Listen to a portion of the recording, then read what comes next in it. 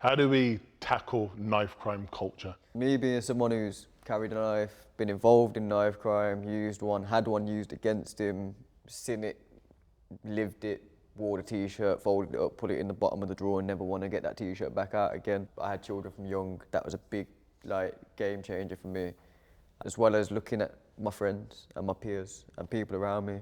A lot of people go into youth offenders, a lot of people go into prison. Just looking at everyone as if I was outside of a fishbowl. And I think this fishbowl example I've used with young people before, and when they take themselves and look into the fishbowl, they realise what I realised.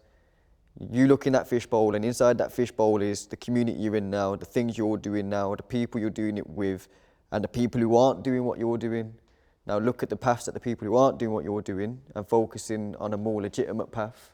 Look at the paths they're going down and the successes they're having and that influencer lifestyle that everyone's seeing. They've got nice cars, they've got nice houses, they've got a good job, nice family. People that are involved, they're still stood on the corner for £80 a day. They're still having to cover their face everywhere they go. They can't even go to the fun fair with their nephews because that fun fair's in the next area that next man are in, and and so-and-so's gone prison.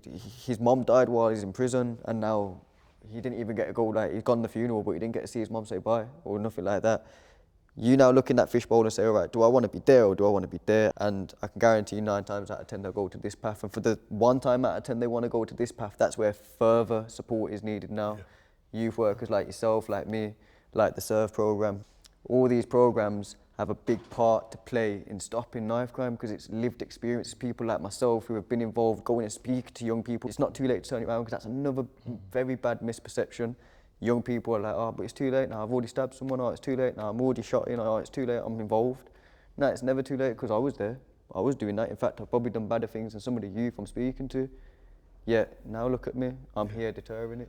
You spoke about environment, changing your environment, changing your circle. It's a hard thing, changing some of your friendship groups. It's hard. Mindset is something that came out. How do you get that mindset that's positive? And that might be around role models. How do you attach yourself to role models? You mentioned organizations like Solve, like Birmingham Says No.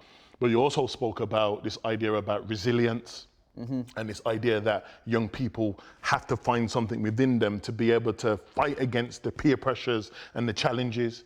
Because there are going to be young people that watch these things, as we've said earlier on, that are watching this thinking, you're saying that, but, and that massive but's essentially. So if I break it down for them, so the 3 tips I got for young people trying to get out.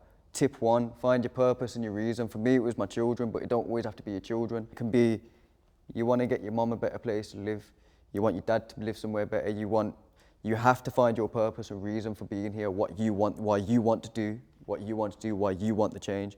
Number 2, the fishbowl. It's the good path. Now you need to implement it. And that's what stage 3 is. Implement your idea. Give yourself your dream. Make your plan and follow it.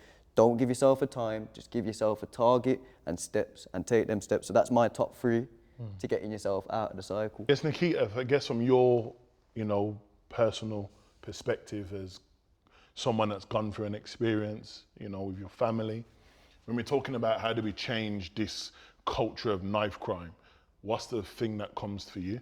For me, I think there needs to be honesty about, the glamorization of it. It's not all, so cool. It's not all, I'm going to shank this person up. If you go and you stab someone and you kill them and you're in jail and you're sitting there every night alone and you have to reflect on what you did, you might put on this front to the world that, you don't care, but trust me, you do, because we're all human at the end of the day.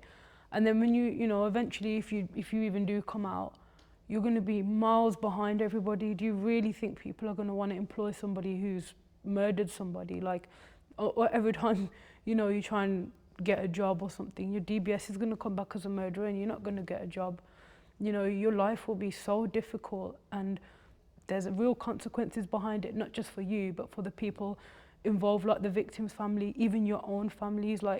You're causing so many problems for your own families, and I think that's where, we need to really be honest with ourselves and with our young people that, it gets to a point where you can turn it around, but it also gets to a point where, I'm sorry, but you can't. You are genuinely just going to be labelled a murderer.